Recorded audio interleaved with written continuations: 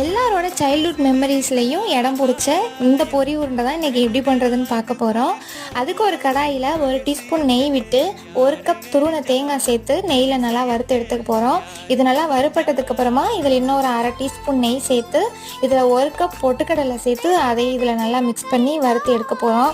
நல்லா வறுப்பட்டதுக்கப்புறம் இன்னொரு பிளேட்டில் இதை மாற்றிக்கலாம்.